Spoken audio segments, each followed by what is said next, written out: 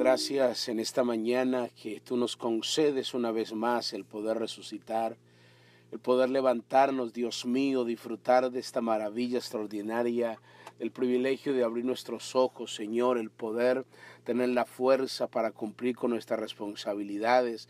Gracias por la palabra que tú nos das, Dios mío, a diario, que nos hace tanto bien.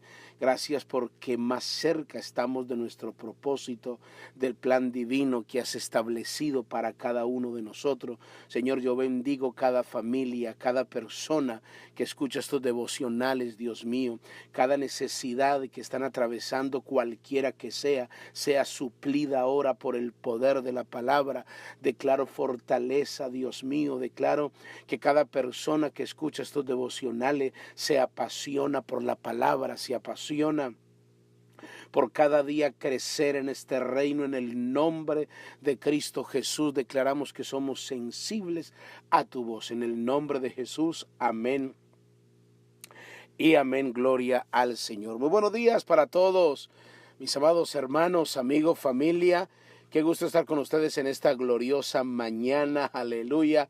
Amanecimos vivos y espero que usted esté contento porque es suficiente razón para estar agradecidos. Muy bien. Continuamos con el pequeño estudio que iniciamos el día de ayer acerca de cómo discernir las tres voces: la voz del yo, la voz de Dios, la voz del Satanás, la voz de Satanás y la voz del yo. Aprendimos ayer que la voz del yo, la voz de cuando habla el hombre, bíblicamente la Biblia nos regaló una revelación extraordinaria que identifica mucho cómo hablan los seres humanos cuando hablan de su corazón, porque hay profecías que vienen del corazón de las personas por sus emociones, por lo que quieren decir, pero que no vienen del corazón de Dios. Y muchas veces los seres humanos, pues en los textos que leímos, habla acerca de que la voz del yo siempre busca lo suyo, siempre quiere sacar ventaja, y esto es muy clave para saber identificar entonces la voz del ser humano. Ahora vamos a hablar la voz de Satanás. ¿Cómo nos damos cuenta cuando habla Satanás? En primer lugar, aprendemos que Satanás siempre, escuche, grabes esto, Satanás siempre quiere tratarte y hacer que tú hables o vivas en la dimensión de lo natural. El evangelio de nuestro Dios es sobrenatural. Las cosas de Dios se disciernen espiritualmente. La misma Biblia lo dice, que el hombre natural no percibe las cosas que son del Espíritu de Dios, porque para él son locura y no las puede entender porque se han de discernir espiritualmente. Entonces el ser humano tiene algo que cuando no lo entiende, hace dos cosas: o lo juzga, lo pone en tela de juicio, no lo obedece, porque si no fue entendible en su capacidad intelectual o en su razonamiento, entonces lo hace a un lado. Y la fe no se razona, la fe es loca, la fe es atrevida. Entonces Satanás siempre va a tratar de hacerte vivir en la dimensión natural. Y te lo voy a mostrar por la palabra. La Biblia nos regala el pasaje extraordinario de la tentación de Jesús en Mateo capítulo 4. Mire qué revelador esto. Mateo capítulo 4, Jesús aquí en su humanidad, como humano, dice la Biblia que el Espíritu Santo lo llevó al desierto y estuvo allí para ser tentado por el diablo. Estuvo allí 40 días y 40 noches ayunando. Uno puede decir orando y ayunando. Uno dice, ¿qué no se consigue con esta clase de oración? Yo creo que con lo primero que me tengo que encontrar es con la bendición, pero no fue así. Note que entre más usted incremente su estilo de vida y su adoración y su obediencia, mayor asignación del enemigo para hacer que usted desista. Jesús después, dice la Biblia, entonces capítulo 4, entonces Jesús fue llevado por el Espíritu al desierto para ser tentado por el diablo. Y después de haber ayunado 40 días y 40 noches, tuvo hambre. Y vino a él el tentador y le dijo, mire esto. Uno dice, pero ¿cómo así que vino después? Con el primero que se encontró fue con el diablo. no fue con la bendición. Y mire, cuando Satanás vino, mire cómo habló. Vino el tentador y le dijo, si eres hijo de Dios, di que estas piedras se conviertan en pan. Número uno, lo tentó a Jesús para que se desesperara de la bondad de Dios, que comenzara a desconfiar y pusiera en tela de juicio los cuidados de Dios, y todo basado en una frase: si eres hijo de Dios. La voz del enemigo siempre te lleva al plano físico, al plano natural. Él le dijo, si eres hijo de Dios, di que estas piedras se conviertan en pan. En otras palabras, ¿tienes hambre? Naturalmente Jesús tenía hambre, estaba ayunando. Satanás siempre todo lo lleva al plano de lo físico y siempre va a poner en entredicho solo con esta frase, si eres hijo de Dios. Cuando Jesús estuvo orando en el Getsemaní, en Mateo 27, del 39 al 44, allí vemos la humanidad de Jesús. Estaba orando, pidiéndole al Padre que si era posible pasara de él esa copa, pero si no fuese como él, sino que se haga de acuerdo a la voluntad del Padre. Jesús estaba en su humanidad ahí pasando un dolor fuerte, sufriendo, pasando una situación terrible que la Biblia lo dice, la Biblia lo registra, y a veces se nos escapa ver estos detalles que los leemos con mucha rapidez, pero la Biblia habla en Mateo 27 esa agonía tan fuerte del Señor.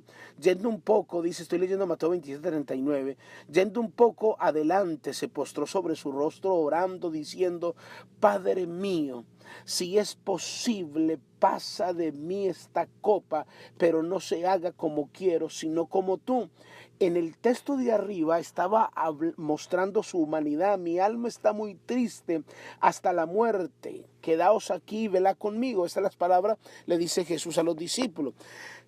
Cada que nosotros como personas estamos en esta condición de debilidad, que estamos en agonía, estamos tristes como lo estuvo Jesús, estamos desesperados, estamos angustiados, estamos atravesando una situación difícil, estamos atravesando una crisis matrimonial o un problema familiar o una situación con un hijo, o no te está yendo bien en tu trabajo, financieramente te encuentras mal y entonces hay escasez.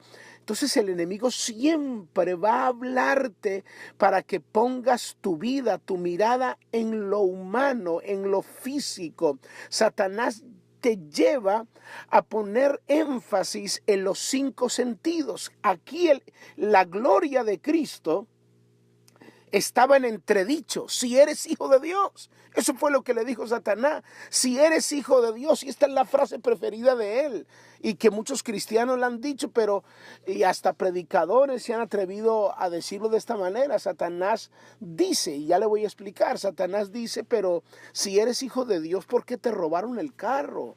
Si eres hijo de Dios, ¿por qué estás enfermo? Si eres hijo de Dios, ¿por qué te echaron del trabajo? Si eres hijo de Dios, ¿por qué te dejó la novia? Si eres hijo de Dios, ¿por qué te dejó tu marido, te dejó tu mujer? Si eres hijo de Dios, ¿por qué perdiste el trabajo? Si eres hijo de Dios, ¿por qué te deportaron? Si eres hijo de Dios, ¿por qué tus hijos te fueron y te dejaron y no te ayudan? ¿Y por qué, si eres hijo de Dios, el carro que compraste te salió tan malo?